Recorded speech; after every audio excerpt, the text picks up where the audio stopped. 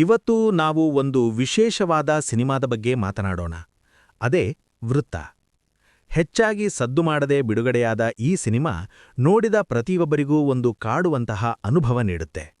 ಮನುಷ್ಯನ ಆಸೆ ಮತ್ತು ವಿಧಿಯ ಆಟ ಹೇಗಿರುತ್ತೆ ಅನ್ನೋದನ್ನ ಈ ಸೈಕಲಾಜಿಕಲ್ ಥ್ರಿಲ್ಲರ್ನಲ್ಲಿ ತುಂಬಾ ಚೆನ್ನಾಗಿ ತೋರಿಸಿದ್ದಾರೆ. ಬನ್ನಿ, ಈ ಸಿನಿಮಾದ ಕಥೆ ಏನು ಅಂತ ತಿಳಿಯೋಣ. ಕಥೆಯ ನಾಯಕ ಸಿದ್ಧಾರ್ಥ್. ಇವನು ಸಾಲದ ಸುಳಿಗೆ ಸಿಲುಕಿರ್ತಾನೆ. ಹಣದ ಅವಶ್ಯಕತೆ ತುಂಬಾ ಇರೋದ್ರಿಂದ ತನ್ನ ಹಳೆಯ ಮನೆಯ ಪತ್ರಗಳನ್ನು ತರಲು ಮಲೆನಾಡಿನ ಭಾಗದ ಪುಷ್ಪಗಿರಿ ಅನ್ನೋ ಹಳ್ಳಿಗೆ ಕಾರ್ನಲ್ಲಿ ಒಬ್ಬನೇ ಹೊರಡ್ತಾನೆ. ಕೆಲಸ ಮುಗಿಸಿ ವಾಪಸ್ ಬರುವಾಗ ದಟ್ಟವಾದ ಕಾಡಿನ ರಸ್ತೆಯಲ್ಲಿ ಒಂದು ಸಣ್ಣ ಮಿಸ್ಟೇಕ್ ಆಗುತ್ತೆ. ಅಲ್ಲಿಂದ ಅವನ ಜೀವನ ಪೂರ್ತಿ ಬದಲಾಗಿ ಹೋಗುತ್ತೆ. ಆ ಕಾಡಿನ ಮಧ್ಯೆ ಅವನಿಗೆ ಸಿಗೋದು ಒಂದು ಬ್ಯಾಗ್ ತುಂಬಾ ಹಣ. ಆ ಹಣ ತಗೊಂಡ್ರೆ ಸಾಲ ತೀರುತ್ತೆ ಅನ್ನೋ ಆಸೆ ಒಂದು ಕಡೆ, ಆದ್ರೆ ಆ ಹಣದ ಜೊತೆಗೆ ಒಂದು ಹೆಣ ಕೂಡ ಇರುತ್ತೆ. ಸಿದ್ಧಾರ್ಥ್ ಆ ಹಣ ತಗೊಳ್ತಾನಾ ಅಥವಾ ಅಲ್ಲಿಂದ ತಪ್ಪಿಸ್ಕೊಳ್ತಾನಾ? ಈ ಸಸ್ಪೆನ್ಸ್ ನಿಮಗೆ ಸಿನಿಮಾದಲ್ಲಿ ಸಿಗುತ್ತೆ. ಪ್ಲಸ್ ಪಾಯಿಂಟ್ಸ್: ನಾಯಕ ಮಾಹಿರ್ ತುಂಬಾ ಸಹಜವಾಗಿ ನಟಿಸಿದ್ದಾರೆ.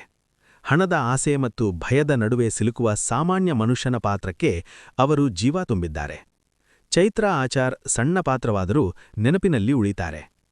ಭಯ ಮತ್ತು ಕುತೂಹಲ ಎರಡನ್ನೂ ಮ್ಯೂಸಿಕ್ ಮೂಲಕ ಚೆನ್ನಾಗಿ ಕಟ್ಟಿಕೊಟ್ಟಿದ್ದಾರೆ.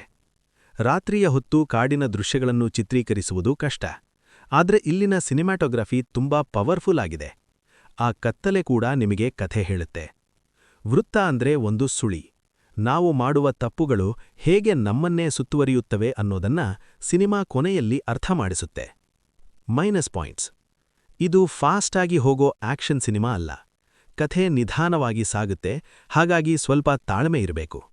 ಸಿನಿಮಾದಲ್ಲಿ ಇರೋದು ಕೇವಲ ಕೆಲವು ಪಾತ್ರಗಳು, ಹಾಗಾಗಿ ಕೆಲವರಿಗೆ ಒಂದೇ ತರಹದ ಸೀನ್ ನೋಡಿದ ಹಾಗೆ ಅನಿಸಬಹುದು. ಸಿನಿಮಾದಲ್ಲಿ ಮಾತುಗಳಿಗಿಂತ ಸನ್ನಿವೇಶಗಳೇ ಹೆಚ್ಚು. ದೊಡ್ಡ ಡೈಲಾಗ್ಸ್ ಇಷ್ಟಪಡುವವರಿಗೆ ಇದು ಸ್ವಲ್ಪ ಬೇಸರ ತರಬಹುದು.